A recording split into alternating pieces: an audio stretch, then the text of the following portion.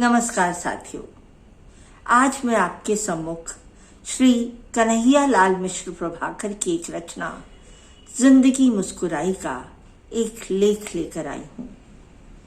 लेख का शीर्षक है पेड़, पशु, मनुष्य।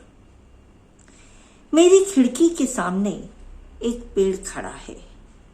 मेरी ही तरह साधारण देह है उसकी, पर जब उस पर फूल आते हैं तो मुझे ऐसा लगता है जैसे आकाश से बरसी देवताओं की हंसी का अंबार हो। चारों ओर हल्के लाल रंग के फूल, यहाँ तक कि पत्ते भी ढंग से जाते हैं।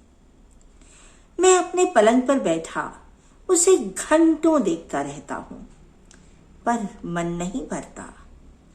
मैंने अक्सर सोचा है कि काली मिट्टी में जन्मे कुरूप तने पर आश्रित इस पेड़ में ऐसे कोमल पत्ते और इतने सुंदर फूलों की सृष्टि विश्व का कितना बड़ा चमत्कार है।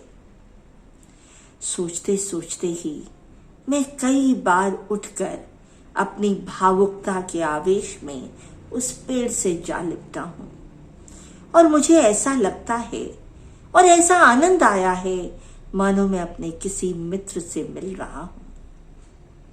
शास्त्र और विज्ञान दोनों वृक्षों को सजीव मानते हैं। मेरा भी इसमें यूं ही विश्वास सा था, पर 1942 की जेल यात्रा में अपने साथियों के साथ जब मैं डाकू वार्ड में बंद किया गया तो कुछ ही दिन पहले अपनी पत्नी की मृत्यु के कारण मेरे मन पर छाई शून्यता और भी घनी हो गई। शून्यता के इसी वातावरण में एक दिन चांदनी रात में अचानक चौक में खड़े पेड़ की जीवन शक्ति का मुझे साक्षात अनुभव हुआ, और मुझ पर से शून्यता का वातावरण कुछ हट सा गया। तब से वृक्षों के साथ मेरी आत्मीयता और भी गहरी हो गई।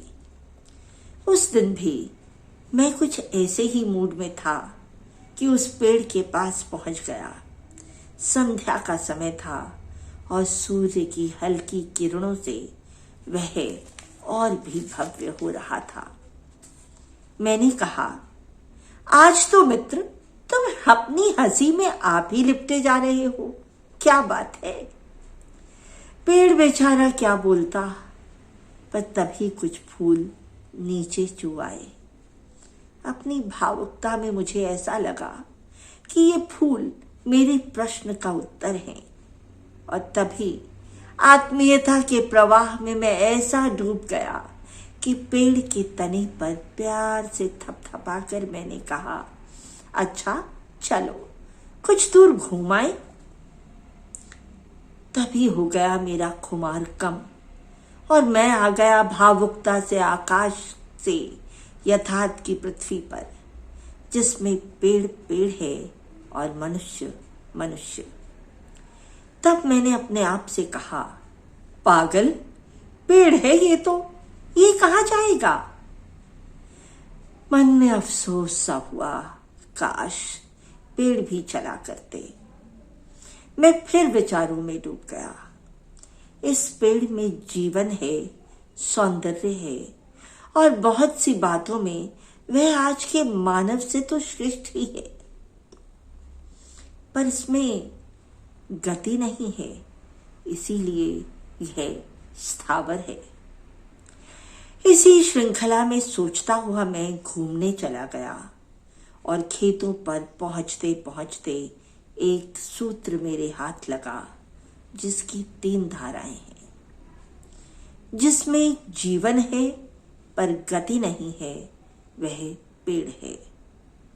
जिसमें जीवन है और गति है, वह पशु है।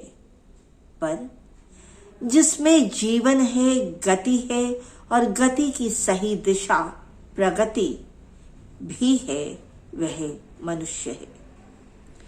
इन तीनों धाराओं का समन्वित भाष्य यह हुआ कि प्रगतिशीलता ही मानव की कसौटी है, और यही उसे वृक्ष और पशु से पृथक करती है।